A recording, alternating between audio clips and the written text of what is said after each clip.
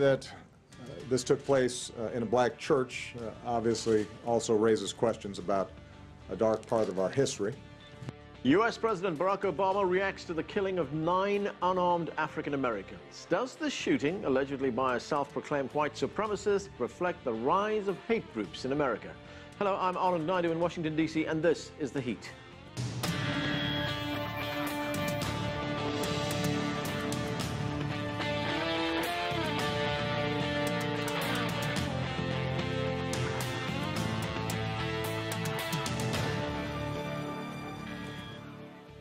President Barack Obama delivered the eulogy Friday for the Reverend Clementa Pinckney, one of 9 people killed in last week's shootings at a historic black church in Charleston, South Carolina. He is the captain. Oh, get on. The emotional service followed a week of shock and reflection for a country that remains in conflict over its troubled racial past. At a time when the focus has largely been on what the U.S. calls global Islamic terrorism, the question remains, does the United States face as difficult a challenge closer to home? Later, we'll talk with a religious historian and counterterrorism expert. But first, we go to our newsroom and CCTV's Jim Spellman. And Jim, much has been made of the Confederate flag that flies in South Carolina and other southern U.S. states. Blacks in particular see it as a symbol of oppression, of hate. What can you tell us about that? Anand, this dates back to the U.S. Civil War in the 1860s. The flag was the symbol of the southern states that attempted to leave the U.S. and supported slavery. In the 150 or so years since then, some U.S. states, including South Carolina, where this shooting happened, have continued to fly the flag on state property, and individuals have flown the flag on their home or worn it on clothing, things like that. To many, it's seen as a symbol of racism, pure and simple. Others say it's a symbol of the history of the South.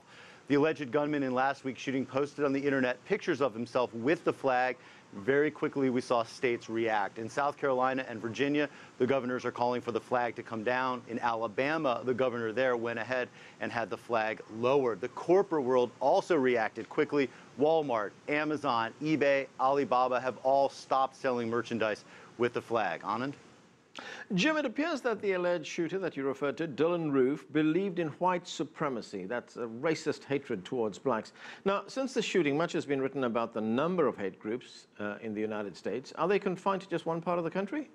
These hate groups are spread across the United States, with the largest number of groups in California, Florida, and New York, 3 of the biggest states in the U.S. These figures are according to the Southern Poverty Law Center, a nonprofit group that monitors hate groups. The number of hate groups in the U.S. has actually declined for the 3rd year in a row to 784. That's the lowest level since 2005, which is good news. The vast majority of these groups are racist organizations like the Ku Klux Klan and neo-Nazi groups. So while the number of groups have been falling, more and more extremists, the so-called lone wolves, seem to be using the internet to connect without formally creating or joining groups. So that number of groups may be a bit misleading, Anand. And Jim, as I said at the outset of the program, groups like Al-Qaeda have occupied the attention of the U.S. government since 9/11, since those attacks.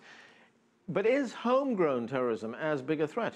Well, of course, the Al-Qaeda attacks on the U.S. on September 11, 2001 killed about 3,000. That was the deadliest terror attack in the U.S. history. But since then, more people in the U.S. have been killed by right-wing extremists than by Muslim jihadists. That's according to New America, a Washington, D.C.-based think tank.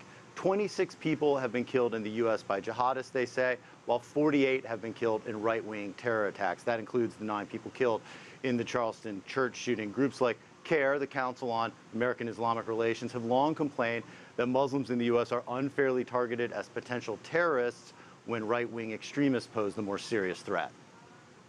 Thanks, Jim. That's CCTV's Jim Spellman reporting.